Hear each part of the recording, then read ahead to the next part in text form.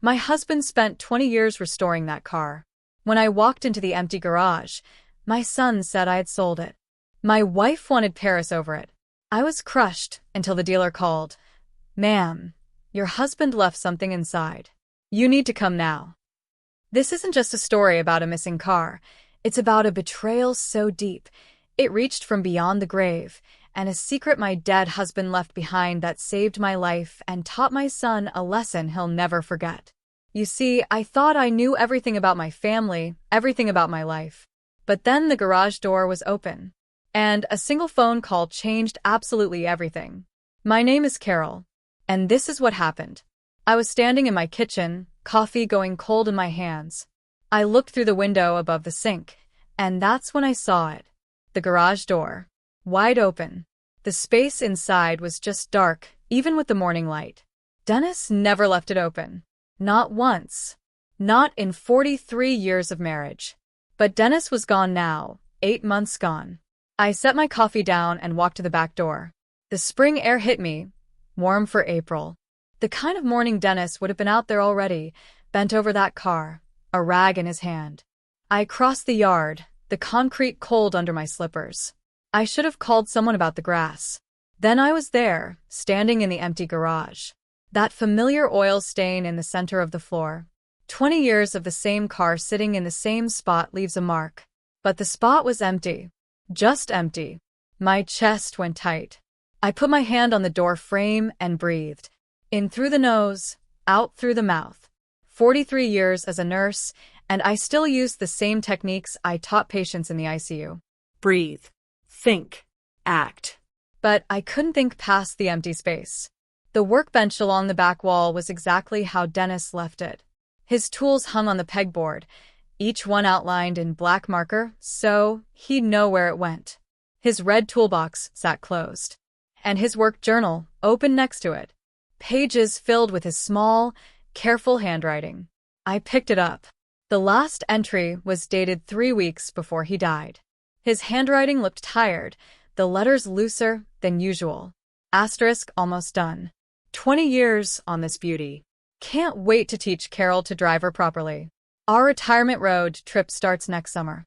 Asterisk I closed the journal, put it back. The garage still smelled like him. Motor oil and old leather, and that orange hand soap he used. I could see him here. Could almost hear the classic rock he played on that old radio, singing along when he thought I wasn't listening. Then a car engine sounded outside. Brian's black BMW pulled into the driveway. He'd told me at Christmas he'd bought it, like I should be impressed. My son got out, 38 years old, and he still wouldn't look me in the eye when he knew he'd done something wrong. I could see it even from across the yard. The way his shoulders hunched, the way he shoved his hands in his pockets. The passenger door opened. Vanessa stepped out. Perfect as always. Hair smooth and dark. Designer sunglasses. Clothes that probably cost more than my grocery bill. She stood beside the car and looked at me, standing there in the garage. Even with the sunglasses, I could feel her watching. Brian walked toward me, stopped at the edge of the driveway. Mom. I waited. I need to talk to you about something. Where's the car, Brian? My voice was flat. His jaw tightened. That's what I need to talk about. Where is it? I sold it. The words landed, but they didn't make sense. Like he'd spoken in another language. You what? I sold it. Yesterday. He looked at the empty garage, then at the ground. I needed the money. Vanessa has been planning this Paris trip for months. It's important for her business connections. I couldn't let her down. The tightness in my chest spread. My hands were shaking, so I crossed my arms. That was your father's car. It was just sitting there. His voice went defensive, harder. Dad's gone, Mom. You don't even drive it. It was his. Past tense. Brian finally looked at me. His eyes were red around the edges. Tired. I got a good price for it, too. $15,000. That's fair for a car that old. $15,000? For a car Dennis had spent every weekend working on? For a car he'd restored piece by piece over 20 years? For a car he'd promised would stay in the family? I wanted to yell. Wanted to grab my son and shake him until he understood what he'd done. But 43 years in the ICU taught me to keep my voice steady, even when everything inside was breaking. When did you take it? Yesterday afternoon. You were at the store. He still had his key. The one from when he lived here before he moved out. Before he met her. I never asked for it back. And Dennis always left the garage unlocked. Said he wanted to be able to get in there quick if he thought of something. You should have asked me. Would you have said yes? No. I wouldn't have. Vanessa walked up then. She moved like she owned the driveway, the yard, the whole street. Stood next to Brian and put her hand on his arm. Her nails were red and perfect. Carol, we're not discussing this. It's done. The car is sold. We leave for Paris tomorrow. I looked at her. Really looked. She'd been married to my son for 2 years and I still didn't know her. Didn't know where she grew up or what her parents did. Anything real about her life before Brian. She smiled a lot, but it never reached her eyes. This is between me and my son. I'm his wife. What's between you and him is between all of us. Her voice was pleasant, reasonable, like she was explaining something simple to someone slow. Brian needed that money. The car was sitting unused. It made sense to sell it. It was his father's. His father is dead. She said it flat. Matter of fact. And Brian is trying to build a life. We both are. Surely you understand that. I didn't trust myself to speak. Just looked at Brian. He wouldn't meet my eyes again. Vanessa's hand stayed on his arm. Possessive. We'll send you photos from Paris, Vanessa said. She smiled. You'd love it there. The architecture, the museums. Very romantic. The casual cruelty of that comment, like she didn't know what she was saying. Or maybe she did. Brian shifted his weight. We should go. Still need to pack. Yes. Vanessa tugged his arm gently. We have an early flight. They walked back to the BMW. Brian glanced back once, just once. Saw me standing there in Dennis's garage, arms crossed, slippers on. Then he got in the car. Vanessa's window rolled down. Take care of yourself, Carol. We'll see you when we get back. The BMW backed out of the driveway and drove away. I watched until it turned the corner. Then I was alone. I went back into the garage, stood in the center where the oil stain was. The silence was different without the car. Emptier. The morning sun lit up dust in the air. I picked up Dennis's journal again. Open to that last entry. Read his words about teaching me to drive. About our retirement road trip. About 20 years of work finally finished. His coffee mug was still on the shelf, stained from years of use, handle worn smooth. I'd washed it after he died, but couldn't bring myself to put it away. Everything was here except the car. His tools, his workbench, his radio, the smell of him in every corner. And the empty space where the Shelby should have been. I closed the journal and held it against my chest. 8 months of being a widow. And I thought I'd cried all the tears there were. But standing in that garage, holding Dennis's journal, looking at the empty space our son had left, I felt them coming again. I locked the garage door, turned off the light, walked back to the house, the journal still in my hands. The empty space where the Shelby should be looked like a wound. The phone rang at 7 o'clock in the morning. I'd been awake since 4 o'clock, sitting at the kitchen table with Dennis's journal open, reading the same page over and over. The one where he documented replacing the carburetor. His handwriting so careful. His measurements exact. The phone kept ringing. Unknown number. I almost didn't answer. Hello, Mrs. Bennett? A man's voice. Rough around the edges, like he'd been crying. This is Tom Graves from Graves Classic Auto. I have your husband's car. I sat up straighter. What? The Shelby. Your son brought it in Wednesday. I need you to come to the dealership. Please, right now, if you can. There's something Dennis wanted you to know. Something he hid before he died. My brain tried to make sense of the words. I don't understand. Dennis was my friend. A good friend. His voice cracked. I was at his funeral. I should have spoken to you then, but I couldn't. I'm sorry. Please, Mrs. Bennett, can you come? I remembered him now, vaguely. A man standing in the back at the funeral home. Gray-haired, dark suit. He left before I could greet anyone. Where are you? He gave me the address. Industrial area on the east side of town. I wrote it down on the back of an envelope. I'll be there in 30 minutes. I got dressed, jeans and a sweater. Found my keys. Drove across town, hands tight on the steering wheel. The morning traffic was light. I passed the hospital where I'd worked for 40 years. The parking lot was already full. The industrial area was all concrete and metal buildings. I found Graves Classic Auto at the end of a long street. The building was clean, modern. Rows of vintage cars sat in the front lot, gleaming in the early sun. A man stood outside the main entrance. Gray hair, maybe 65, jeans, and a button-down shirt. He was watching for me. I parked and got out. He walked toward me, his eyes red. Mrs. Bennett, thank you for coming. You're Tom? Yes. He put out his hand. His grip was firm, but his hand was shaking. I'm Tom Graves. Your husband saved my life 25 years ago. I waited. He looked at the ground, took a breath. I needed a business loan. Had a dream of opening this place. No bank would touch me. Bad credit, no collateral. Just a dream and a lot of nerve. He looked up. Dennis co-signed for me. Risked his own credit and savings for a stranger. My heart swelled. He never told me. He wouldn't have. That's who Dennis was. Tom wiped his eyes. This dealership exists because of him. I've been successful, built a good life, all because your husband believed in me when no one else did. When your son brought that Shelby in Wednesday, I knew it the second I saw it. Tom's voice went rough. Dennis talked about that car every time we ran into each other. Car shows, auctions. He'd show me pictures on his phone. Tell me about the progress. He was so proud of it. Brian said he sold it. He did. To me. Tom looked sick. Your son had no idea what he was selling. I asked him if he knew the value. He said $15,000 sounded fair. My stomach dropped. What's it really worth? Tom met my eyes. Around $180,000. The number didn't make sense. Couldn't make sense. $180,000? Yes, ma'am.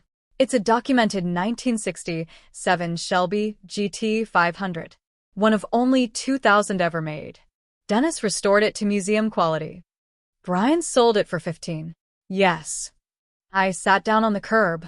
Just sat. Tom sat next to me. We stayed like that for a minute, neither of us talking. I bought it from him, Tom said finally. Paid him the $15,000 because he was desperate. Said something about a Paris trip with his wife. But, Mrs. Bennett, that car was never mine to keep. Why are you telling me this? Because Dennis made me promise. 2 years ago. Tom stood, held out his hand to help me up. Come inside. There's something you need to see. He led me through the building to the garage. The space was huge. White floors, bright lights overhead. 3 cars sat in a row under covers. Tom stopped at the last one. Pulled the cover back. The Shelby sat there, gleaming. Burgundy paint. Perfect chrome shining. I walked toward it slowly. Put my hand on the hood. The metal was cool and smooth. I could feel Dennis in every line. I opened the driver's door. Sat in the leather seat. It smelled like the garage at home. The steering wheel was worn where his hands had gripped it. Tom leaned against the door frame. 2 years ago, Dennis asked me to help him install something. A hidden compartment. I looked up. Why? He said if anything ever happened to him, I needed to make sure you knew about it. Made me swear. Tom gestured to the dashboard behind the radio. I didn't look inside. He said, this was for you, and only you. My heart was pounding. Tom showed me how to release the panel. Press here. Pull there. The radio face came away, and behind it was a space, dark and hidden. Tom stepped back, walked out of the garage, left me alone. I reached into the compartment. My hand touched paper. I pulled out a manila folder, thick and heavy. Under it was a sealed envelope, my name on the front in Dennis's handwriting, and at the bottom, a small wooden box with a key inside. I opened the envelope first. Dennis's handwriting filled the page. Carol, I needed to protect you from this until I had proof. I've been investigating Vanessa for 18 months. She's not who she says she is. Her real name is Vanessa Cortland. She's done this before, twice that I found so far. In this folder is everything I've gathered. Photos, documents, contact information for her previous victims. Their stories are the same. She targets men with aging parents and family assets. She's going to target our house, Carol. That's her pattern. She'll convince Brian that you're declining, that you need care, that the house should be sold. Then she'll disappear with the money. I confronted her once, carefully watching her reaction. She's very good at what she does. Brian doesn't see it. He won't believe me without ironclad proof, and I don't have it yet. The key in this box is for our safe deposit box at First National. Box 447.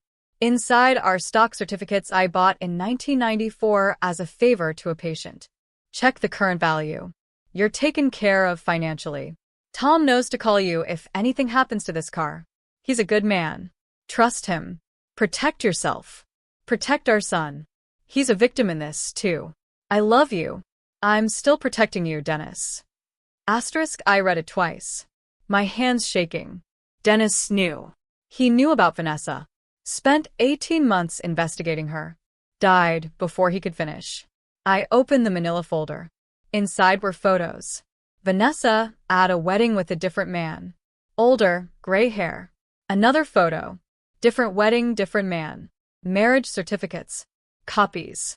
Vanessa Cortland married Stanley Wright, Phoenix, Arizona. June 2019. Vanessa Cortland married George Murphy, Tampa, Florida. March 2021. Newspaper clippings. Local man reports elderly mother's life savings stolen by daughter-in-law. Another one. Family business sold in suspected fraud. Case. Pages of Dennis's handwriting. Notes about Vanessa's behavior, questions she'd asked about our house, about my health, about our assets. Dates and times. At the back, contact information. Phone numbers. Stanley Wright, Phoenix. George Murphy, Tampa. Dennis's final note at the bottom. Need more concrete proof before telling Brian. He won't believe me without it. She's too skilled. If you're reading this and I'm gone, please finish what I started. Protect our son. I closed the folder, held it against my chest. 8 months of me thinking I knew everything about our life together. 8 months of missing him and grieving him. He'd carried this alone. Tears came then, not quiet ones. Deep sobs that shook my whole body. I sat in Dennis's car, holding his investigation file, and cried for everything he'd tried to do. Tom came back after a few minutes, stood in the doorway. Didn't say anything. Just waited. I wiped my face, got out of the car, looked at him. He was protecting me even after he died. Tom nodded. That's who Dennis was. I need to call these men. Stanley and George. I need to know what happened to them. You can use my office. Take all the time you need. I looked at the Shelby. The car Dennis spent 20 years building. At the secret compartment he'd installed with Tom. At the investigation he'd left for me to finish. She's not going to get away with this. No, Tom said. She's not. Stanley Wright answered on the third ring. His voice sounded tired, like he'd been expecting this call for years. I was in Tom's office. The door closed. Phone on speaker, so Tom could witness. My hands were shaking as I dialed. Hello, Mr. Wright. My name is Carol Bennett. I'm calling because my son is married to a woman named Vanessa Cortland. Long silence on the other end. Then a heavy sigh. I wondered when this call would come. I gripped the edge of Tom's desk. Can you tell me what happened? Stanley was 58. He told his story slowly, each word careful, like he'd practiced what to say if someone ever asked. He met Vanessa in the spring of 2019 at a community center where his mother volunteered. Vanessa was helping organize events. Charming, attentive. She seemed genuinely interested in him. His wife had died 3 years before. He was lonely. They dated. She was patient, understanding, made him feel seen again. Married 6 months later. His mother had concerns. said something fell off. Stanley dismissed it. Thought she was being overprotective. After the wedding, Vanessa started with small comments. Asterisk, your mother seems to be slowing down. Have you noticed? She forgot my name yesterday. Is that normal? I'm worried about her driving. What if something happens? Asterisk, Stanley started noticing things he hadn't before. Normal aging suddenly looked like decline. Vanessa would find articles about dementia. Leave them where Stanley would see them. Articles about elderly falls, injury risks. Over months, she built a case that his mother wasn't safe. Then she found a memory care facility, the best in the state. She deserves the best. $20,000 a month. The only way to afford it was to sell his mother's house. Stanley convinced his mother it was for her safety. Sold the house she'd lived in for 42 years. $280,000. The money went into a joint account with Vanessa. His mother moved to the facility a few months after the wedding. 2 weeks later, Vanessa disappeared, cleaned out the account. Every penny. Left no forwarding address, changed her phone number. Stanley tried to track her, filed police reports, but the money was in a joint account, technically legal. His mother died 6 months later. Stanley's voice cracked. She kept asking when she could go home. I kept telling her soon, but there was no home anymore and no money to get her one. I closed my eyes. I'm so sorry. Mom was fine, Mrs. Bennett. A little forgetful, but fine. She didn't need that place. She needed her home. He paused. Whatever Vanessa is telling your son about you, don't believe it. Document everything. She'll start small, little comments about you forgetting things, being tired. Then she'll escalate. Thank you for telling me. Stop her, Stanley said. Please. Don't let her do to another family what she did to mine. I hung up, sat there staring at the phone. Tom brought me water. I drank it, dialed the second number. George Murphy answered immediately. George Murphy. I introduced myself. Same opening. He sighed. Vanessa Cortland. Yeah, I've been waiting for someone to call. George was 61. His story was different, but the pattern was the same. Met Vanessa at his father's funeral in early 2021. She was there supporting a friend, she said. Found George afterward. Expressed condolences. She understood grief. Said she'd lost someone, too. They talked for hours. She helped him through the darkest time. Started dating a month later. His friend said it was too soon. He didn't care. Vanessa made the grief bearable. Married 8 months later. His father had owned a small auto repair shop for 40 years. George inherited it, but didn't want to run it. Too many memories. Vanessa suggested selling. Asterisk, it's too much stress. Sell it. We'll take the money, travel, heal together, start fresh. Asterisk made sense to George at the time. Sold the shop for $195,000. Money went into a joint account. 3 days after the check cleared, Vanessa was gone. Completely vanished. George tracked her through credit card records to Costa Rica. By the time he got there, the money was gone, laundered through multiple accounts. Impossible to recover. She targets men with aging parents and family assets, George said. That's her specialty. She researches them first, knows everything before she even introduces herself. He paused. Does your son have access to your house? Your finances? Not yet. But she's been setting the stage. Then you have time. Stop her before she gets him to sign anything. After I hung up, Tom and I sat in silence. Dennis suspected all of this, Tom said finally. He came to me 6 months before he died. Asked me to help him. Said he had a buddy, a private investigator, Peter Coleman. They were working together. Why didn't Dennis tell me? He said he needed ironclad proof. Said Brian was so in love, he'd never believe it otherwise. Tom pulled out a business card from his desk drawer. Peter's been waiting. Call him. I took the card. Peter Coleman. Private investigations. A local number. First, I need to go to the bank. First National was across town. I drove there with Dennis's investigation file on the passenger seat. The small wooden box with the key in my purse. The bank was busy. Friday afternoon. People cashing checks, making deposits. Normal business. Asked for access to the safe deposit boxes. The manager, a woman in her 50s, led me to the vault. Box 447. The key fit perfectly. Inside was a single envelope. I opened it. Stock certificates in a protective sleeve. Documentation. A letter from Dennis. Carol. I bought this stock as a favor to a patient in '94. His son was starting a tech company and needed investors. I gave him $5,000, never expecting anything. The patient died the next year, and I honestly forgot about these certificates. Found them last month while organizing files. Looked up the company and nearly fell over. This is worth more than we ever saved. This is for you. For our future, for security. If you're reading this from the safe deposit box, something happened to me. Sell these when you're ready. Live well, travel. Stay independent. Don't let anyone convince you otherwise. You're taken care of, Dennis. I took the certificates to the bank manager. Can you tell me what these are worth? She researched on her computer. Her eyes widened. Mrs. Bennett. TechCore Solutions went public last year. These shares are currently valued at approximately $342,000. I sat down. Just sat. The manager brought me water. Are you all right? My husband bought these. She pulled up records. Purchased May '94 for $5,000. The company remained private for 30 years, then went public. Stock price had been climbing.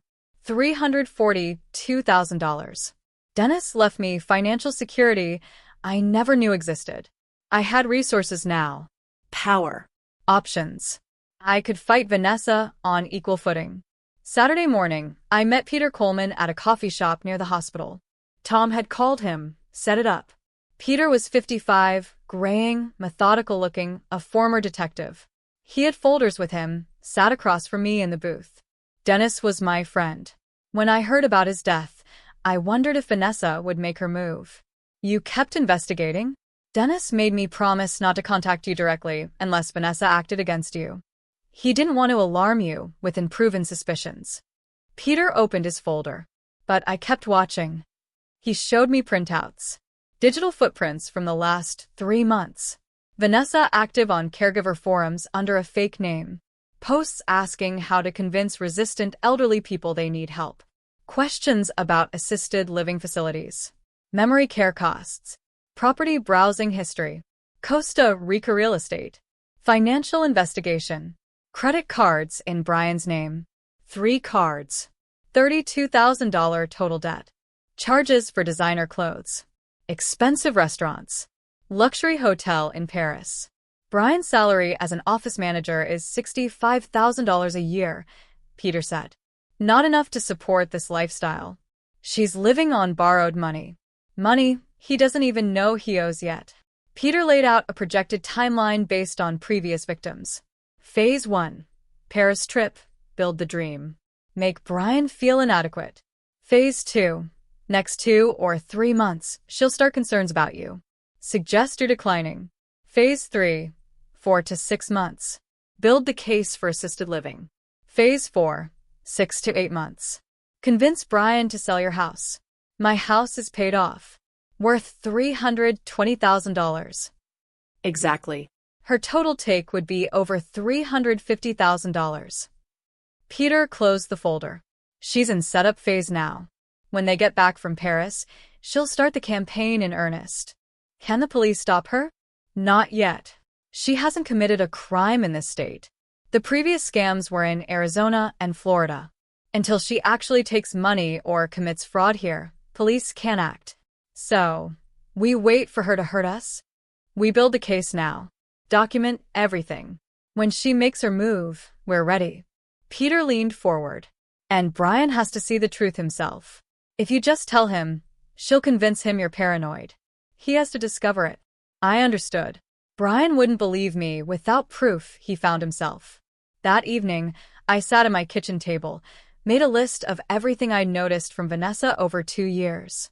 2 months ago, Brian asking where I keep the house deed. 6 weeks ago, Vanessa taking photos of every room during a visit. 1 month ago, Brian asking if I'd forgotten about lunch plans we never made. 3 weeks ago, Vanessa commenting how tired I seemed.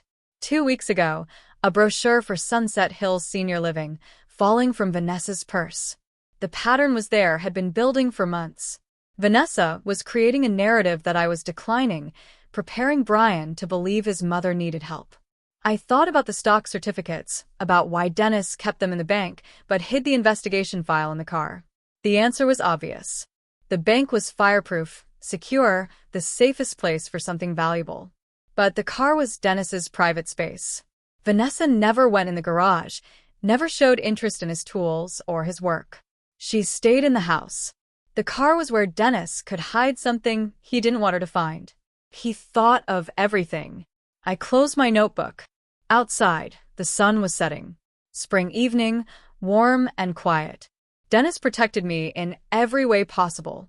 Left me money. Left me evidence. Left me people who would help. Now I had to protect Brian. They came back from Paris on a Tuesday, both tanned. Brian looked tired despite the vacation. Stress lines around his eyes that hadn't been there before. I'd invited them for dinner.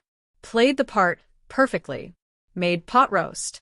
Dennis's favorite. Brian's childhood favorite, too. They arrived at 6. Vanessa, in clothes I'd never seen before.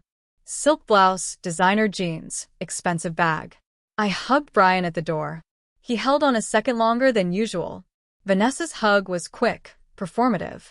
We sat at the kitchen table, the same table where I'd raised Brian, the same chairs Dennis refinished 20 years ago. Vanessa controlled the conversation from the first minute. Paris was beautiful. The hotel in Le Marais was stunning. They had lunch near the Louvre, dinner at a restaurant I couldn't pronounce. She painted a picture of the life they deserved, the life they should have.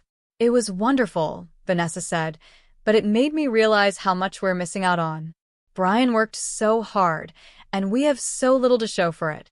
She looked at me when she said it, the meaning clear. I kept my face neutral. I passed the potatoes. Brian jumped in. Mom, you should think about traveling, too, seeing things. Maybe someday. Vanessa leaned forward. Carol, this house is really too big for one person. Have you thought about downsizing? Maybe something more manageable. There it was. The first direct move. I'm managing fine. This is my home. Of course. Vanessa's smile was pleasant. Reasonable. We just care about your safety. The stairs, the yard work. It's a lot for someone your age. Brian nodded along. We worry about you here alone, Mom. I noticed he said we, not I. Vanessa's words coming out of his mouth. I appreciate the concern, but I'm fine. Vanessa let it drop, but I saw the calculation in her eyes. Seeds planted. She'd push harder next time. After dinner, we moved to the living room. Coffee, and the apple pie I'd made. Vanessa excused herself. Bathroom. Down the hall. She was gone 10 minutes. I waited 5, then excused myself. Found her upstairs near Dennis's old office. The bathroom door was open and empty behind her. She jumped when she saw me. Oh, I got turned around. This house has so many rooms. The bathroom is downstairs, where it's always been.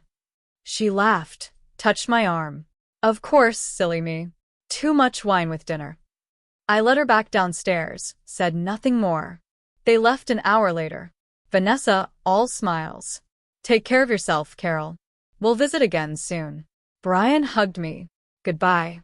Love you, Mom. I watched them drive away, then went straight to my notebook, wrote down every detail while it was fresh. Wednesday morning, I called Brian. I need to talk to you about something. Can you come by? Just you. What's it about? Your father.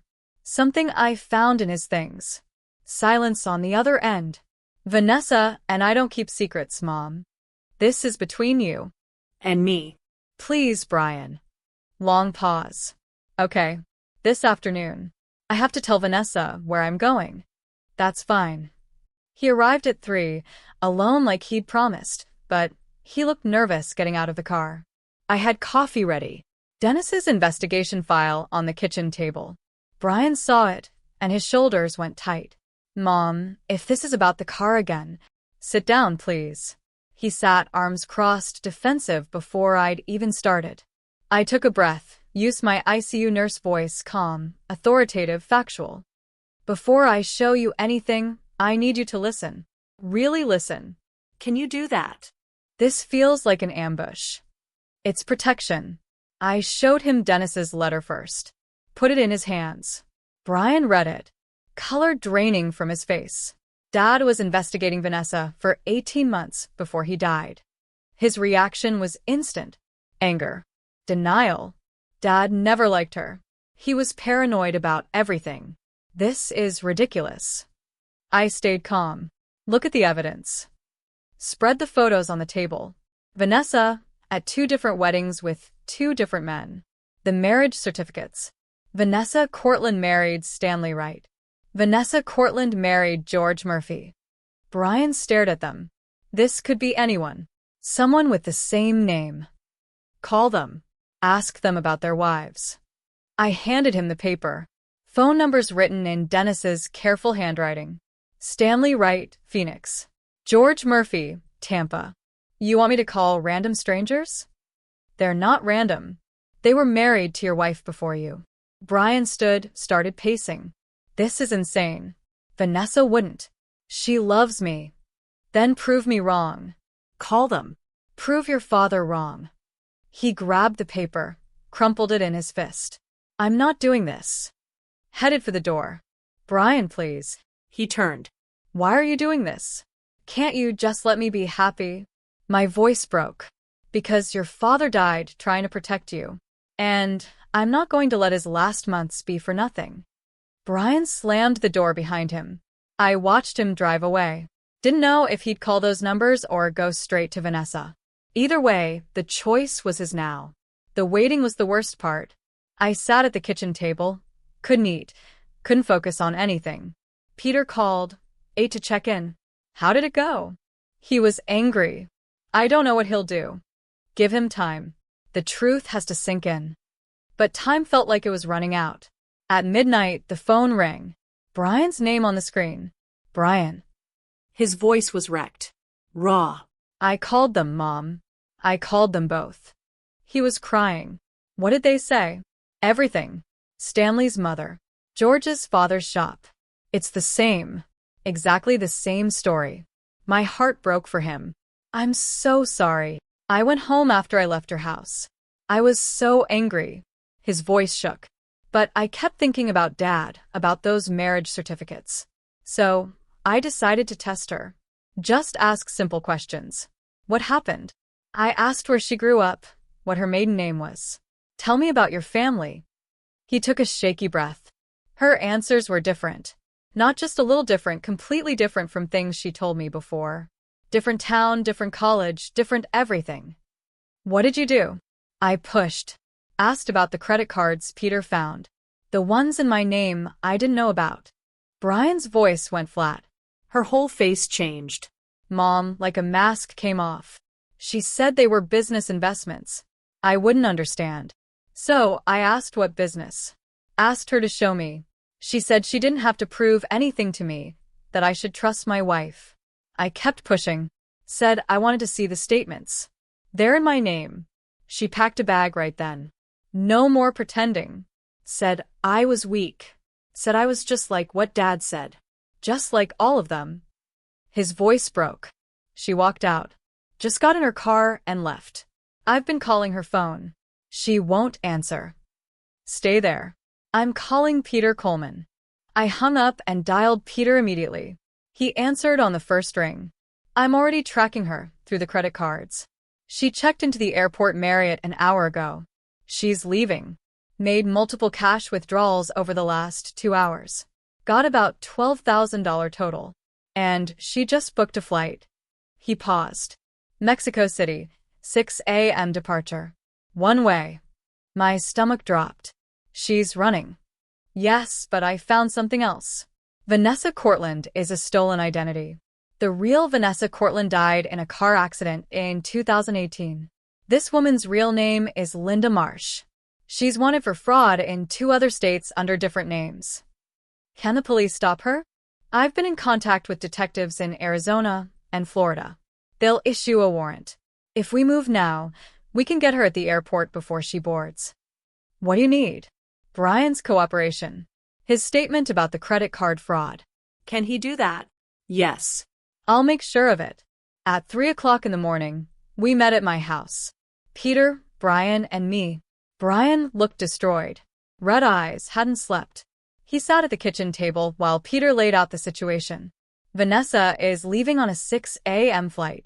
Police are ready to arrest her on outstanding warrants, but we need your statement about the forged credit cards. This means it gets public, Peter said. You'll have to testify. Are you ready for that? Brian looked at me. What would Dad do? Your father spent his last months building a case against her. He died before he could finish it. He'd want you to stop her. Not for revenge, so she doesn't do this to someone else. Brian was quiet for a long moment. Then he nodded. Call the police. Let's go to the airport. We got in Peter's car, drove through empty streets. 4 in the morning, and the city was dark except for streetlights. Brian sat in the back seat, staring at nothing. I reached back, took his hand. He held on tight. The airport was just waking up when we arrived. Coffee shops opening. Fluorescent lights harsh overhead. Business travelers pulling luggage, looking tired. We stood behind a column near security. Peter positioned us where we could see, but stay back. Police were already there. 2 detectives in plain clothes near the checkpoint. Brian hadn't spoken since we got in the car. Just stared ahead. I stayed close to him. 5:30. The security line started filling. Then Vanessa appeared. 2 large suitcases, designer coat, sunglasses despite the early hour. Hair perfect. She looked like someone going on vacation. Calm, confident, phone in one hand, boarding pass in the other. She got in the security line, pulled her luggage forward. The detectives moved. Ma'am, we need to speak with you. Vanessa turned, saw them for just a second. Her face changed. Then she smiled. Is there a problem, officers? The detective showed his badge. We have a warrant for your arrest. Linda Marsh. Vanessa's smile froze. I don't know who that is. My name is Vanessa Bennett. Ma'am, please step aside. Vanessa looked around, calculating, saw the other detective blocking the exit. She ran, dropped her luggage, kicked off her heels, ran in stockings across the polished floor. Airport security caught her before she made it 20 feet, tackled her at the departure board. She fought, kicking, screaming. Get off me. I haven't done anything. People stopped, watched, phones out. Police handcuffed her right there on the floor, read her rights while she thrashed. A detective opened her abandoned luggage. Right there, at the security checkpoint. Inside the first suitcase were clothes, toiletries, normal travel items. Inside the second were stacks of cash, rubber-banded. $48,000, the detective would tell us later. A passport with her photo, but different name, Linda Brennan. Documents, bank account numbers, external hard drive. The detective held up the passport. Want to explain this? Vanessa spat at him. They lifted her to her feet. She was still fighting when she saw us. Saw Brian standing 30 feet away. Me beside him. She went completely still. Then her face transformed. Pure rage. You. She lunged toward him. Police held her back. You did this. Brian flinched. You're pathetic. Weak. Stupid. Just like the others. You really thought someone like me would want you? You're nothing. Nothing. I stepped in front of Brian. Not much. Just enough. Vanessa turned on me. And you, interfering old woman. This was mine. My score. 3 years I spent on this. You should have minded your own business and died already. Her voice echoed through the terminal. People staring, recording. I didn't react. Just stood there. Kept my hand on Brian's arm. Police dragged Vanessa away. She was still screaming threats, her voice fading as they took her through security doors. Then she was gone. Brian stood frozen, shaking. Let's go home, I said. 2 weeks later, we were at the police station giving formal statements. Detective Ramirez explained what they'd found. Vanessa's real name was Linda Marsh. Born in Ohio, started running cons at 20. Small scale at first, graduated to identity theft and elder fraud. Vanessa Cortland was a stolen identity. The real Vanessa Cortland died in a car accident. Linda stole her identity and used it for the last 6 years. 5 previous victims they'd found so far. 2 before Stanley. The pattern going back 8 years. Charges filed in 3 states: Arizona, Florida, and here. Identity theft, fraud, theft by deception, forgery. The prosecutor expected a plea deal: 12 to 15 years federal prison. Stanley Wright and George Murphy's cases were reopened with new evidence. They might recover some funds through civil suits. Brian's credit card debt was mostly forgiven. Fraud claims approved. 1 month later, Brian showed up at my door with 2 suitcases. "Can I stay here just for a while?" Of course. He took his old room. Same room from high school. Posters still on the walls. Football trophies on the shelf. Divorce was granted. Annulment, actually. The marriage never legally valid. Vanessa married under a stolen identity. Brian started therapy twice a week, Tuesday and Thursday evenings. Some days he was okay. Made breakfast, helped around the house, smiled occasionally. Some days he barely spoke, stayed in his room. Came out only for meals. I didn't push. Just kept the space safe, made his favorite foods, left lights on, kept coffee ready. Years as a nurse taught me about healing. It's not linear. It's messy. It takes time. 2 months after the airport, the prosecutor called. Vanessa took the plea deal. 12 years federal prison. I told Brian over dinner. He just nodded. Didn't say anything. That Saturday, I found him in the garage. He was sitting on Dennis's old work stool, holding the work journal, tears running down his face. I stood in the doorway, waited. "I found this on the workbench." His voice was thick. Started reading. He opened to a page from years ago. Dennis's handwriting filled it. Asterisk taught Brian to change the oil today. He's 12. Old enough to learn. His hands are still small but careful. He listened to every word. So proud of him. Asterisk Brian's hands shook, holding the page. Another entry from later. Asterisk Brian came by to help with the engine rebuild. We worked all afternoon. Barely talked. Didn't need to. These are the days I'll remember. Asterisk, I barely remember this, Brian said. Working on the car with him. I was so young. I sat on the workbench beside him. He loved those days. Talked about them all the time. I sold his car. Brian's voice broke. The car he spent 20 years on. For $15,000. For a trip to impress a woman who was planning to destroy our family. You didn't know. I should have known. Dad tried to warn me. Those last few months, he kept asking about Vanessa, about our plans, about money. I thought he was being controlling.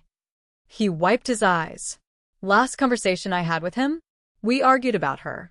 I told him to back off, to let me live my life. He died a week later. I never apologized. My throat was tight. He knew you loved him. Brian shook his head. How could he? I chose her over him. Over you. Over everything he taught me. I pulled out the letter Dennis had left in the car. The one about needing proof before telling Brian. I'd been carrying it with me, waiting for the right moment. Read this. Brian took it. Read Dennis's words about not wanting to break his heart without ironclad proof. About loving him. About Brian being a victim, too. He understood. He said he knew Vanessa was good at what she did. He didn't blame you. Brian broke down completely. Deep sobs that shook his whole body. I held him. All those years being a mother, holding my son through every pain, this one cut the deepest. We sat in the garage for a long time, surrounded by Dennis's tools, his workbench, his radio, the smell of motor oil and old leather. Eventually, Brian's tears stopped. He wiped his face with his sleeve. I wish the car was still here. His voice was raw. I'd learn everything about it the way Dad wanted me to. I didn't say anything, just squeezed his shoulder. He closed the journal carefully, put it back on the workbench exactly where Dennis had left it. We walked back to the house. Evening coming on. Spring turning to summer. The air warm and thick. Inside, I made dinner. Brian set the table without being asked. The house felt different. Not empty anymore. Not quite whole yet either, but healing. Slowly, I paid off Brian's remaining debt the week after Vanessa was sentenced. $5,000. What the fraud claims didn't cover. Wrote the check and didn't mention it again. The stock certificates from Dennis gave me choices I never expected. $342,000, more money than we'd saved in our entire marriage.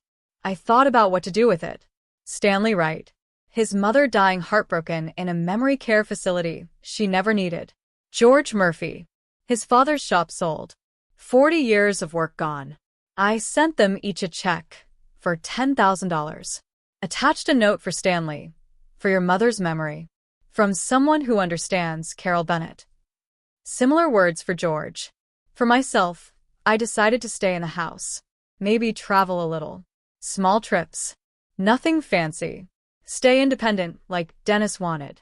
2 months after the airport, on a Saturday morning, I heard an engine rumble outside. Deep, powerful, familiar. I looked out the kitchen window. The Shelby sat in my driveway. Burgundy, paint gleaming in the sun. Tom Graves behind the wheel. My chest went tight. Brian was upstairs. I heard his door open. His footsteps on the stairs. He'd heard it too. We both walked outside, stood on the front porch. Tom got out of the car, smiled when he saw our faces. Bringing her home where she belongs.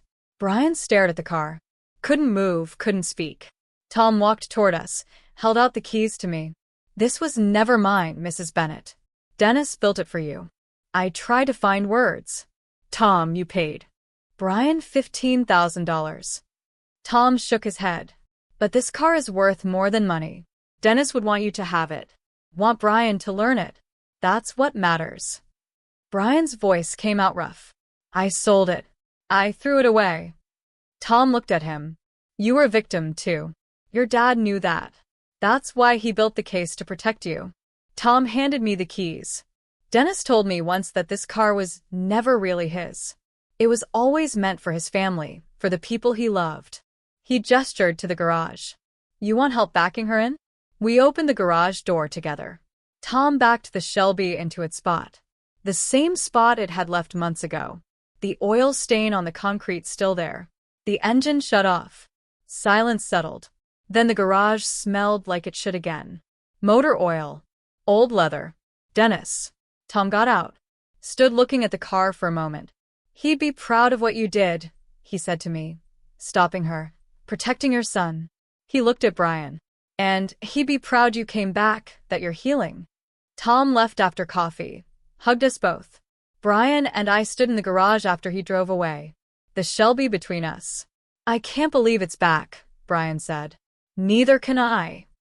He touched the hood, ran his hand over the smooth paint. I don't deserve this. Dennis thought you did. That's enough.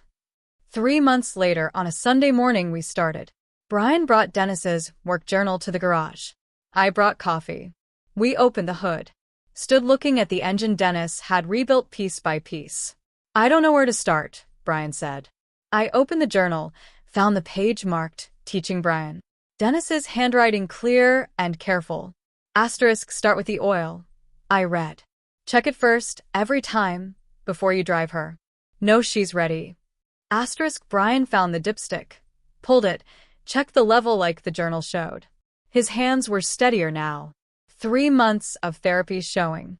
We spent the morning going through the car together, checking fluids, examining filters, testing systems. Physical, methodical work, following Dennis's notes step by step. Brian's confidence grew as the hours passed. I saw Dennis in his movements, the careful attention, the gentle touch with tools. By afternoon, Brian was smiling. Really smiling. I forgot how much I loved this, he said. Being in the garage, working with my hands. Your father loved these days with you. I remember more now. Little things. The way he'd explain everything twice to make sure I understood. The way he'd let me try even when I made mistakes. He closed the hood carefully. I'm going to take care of this car the way he wanted. We'll take care of it, I said. Together. For months after Tom brought the car back, I decided it was time. Saturday morning, spring turning to summer. I stood in the garage with the keys in my hand. Brian came out. You ready? I think so. We got in. Brian in the passenger seat. Me behind the wheel. The leather seat was cool under me. The steering wheel worn where Dennis's hands had gripped it for 20 years. I adjusted the mirrors, checked everything like the journal taught us, started the engine. The Shelby roared to life. A deep rumble I could feel in my chest. The sound of Dennis's work, his patience, his love. I backed out of the garage carefully. Brian's hand on the door handle, nervous but trusting. Drove down Oakwood Drive, windows down, warm air coming through. The engine purring, smooth and powerful. Brian laughed. Dad would lose his mind right now. In the best way. He taught me to drive when I was 17. On a stick shift. I stalled it 6 times. He never got frustrated. This is easier. We drove with no destination. Through town, past the hospital where I'd worked, past the high school where Brian played football. Just driving. The Shelby responded perfectly. 20 years of restoration paying off in every turn, every shift, every mile. After an hour, I headed home, pulled into the driveway, backed the car into the garage. Perfect fit, like it never left. I turned off the engine, sat in the quiet. Dad would be so proud of you, Brian said. Of us, I corrected. That evening I made dinner. Brian came down and helped with the vegetables, chopping them the way Dennis used to. The house was quiet, but not empty. The garage full again. Dennis's tools on their pegboard. His journal on the workbench. The Shelby in its place. I looked out the window at the garage. Thought about Dennis's letter. I am still protecting you, he was. The investigation he built. The stocks he'd left. Tom keeping his promise. Dennis loved me enough to prepare for everything. I wasn't alone. Never was, never would be. What about you? Have you ever had a moment where a difficult past experience turned into an unexpected gift or a lesson years later? I'd really love to hear your thoughts and stories in the comments below.